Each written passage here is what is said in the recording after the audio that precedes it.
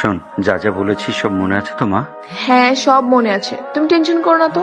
এই পরিবারে তোর বিয়ে হলে আমরা সুখেই থাকবো, আমাদের আর কোনো সমস্যাই থাকবে না। বিয়েটা হবে তো বাবা? হইব না মানে 100 বার হইব। স্যার আপনি এত টেনশন করতেছেন, কিছুক্ষণের মধ্যে আমি সব ঠিক করে দিতেছি। ঠিক আছে ভাই, একটু তাড়াতাড়ি করেন। স্যার গাড়ি তো মনে হয় নষ্ট হয়েছে। থাক, গাড়ি নষ্ট হওয়ার আর সময় পেলো না। আহা, দেখো না কতক্ষণ লাগবে। আমার দ্বারা হবে না স্যার, মেকানিক ডাকতে হবে। তো বসে আছেন কেন, যান ডাকেন। যাও যাও, তাড়াতাড়ি যাও, আমার মেয়ের বিয়ের ব্যাপারে কথা বলতে যাবো। ঠিক আছে স্যার।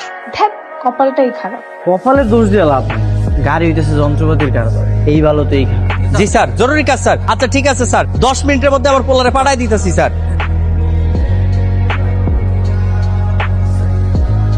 স্যার আপনারা কি কল দিছিলেন?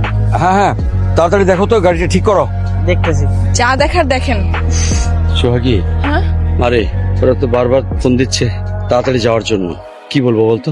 তুমি বলো, আমরা রাস্তার জ্যামে আটকে আছি। আচ্ছা এই তাড়াতাড়ি করো তো। তার মানে তোমার নাম সোহাগী?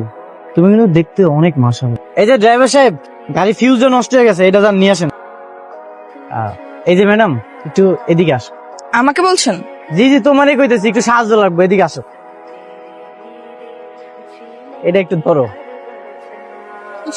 বড় লোকের মেয়ে একবার অহংকার বাইরে গেছে, কেমনে নাকটা চিপকে গেছে। আর কতক্ষণ? তোমার ড্রাইভারটা আসুক। সব এই তো আর অল্প সময় আমরা চলে আসবো। তোমার গাড়ি তো ঠিক করে দিলাম, একটা উপকার করবা? কি উপকার? বকশিস লাগবে? না না না, কোনো বকশিস লাগবে না। তাহলে ওই আমার ফোনে টাকা নাই তো, ম্যানেজার একটা কল দেবো। দাঁড়াও, নাম্বার বলো। কল তো রিসিভ করে না। তাইলে মনে হয় ব্যস্ত আছে। মারে ওরা তো বললো আমাদের আর যাওয়ার দরকার নাই, আমাদের নাকি অনেক দেরি হয়ে গেছে। সব দোষ এই গাড়ির।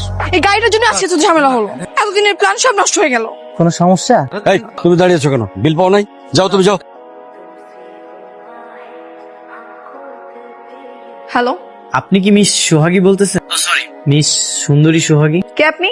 আমাকে আপনি চিনবেন না, তবে এই মুহূর্তে নিজেকে পরিচয় দেওয়ার জন্য প্রেমিক পুরুষ ছাড়া আর কিছুই মনে হচ্ছে না। আমার নাম্বার কোথায় পেলেন? আসলে বাবার অনেক টাকা পয়সা তো, ভালোবাসা মানুষের নাম্বার ম্যানেজ করা আমার কাছে কোনো ব্যাপারই না। আপনি বুঝি বড়লোক বাবার সন্তান? এইসব টাকা পয়সা আমার কাছে অনেক তুচ্ছ। আর আমি জানি আমার বাবার অনেক টাকা পয়সা আছে তো, আর আমি প্রতি মাসেই 15-16টা করে গাড়ি এক্সচেঞ্জ করি। তাই বুঝি।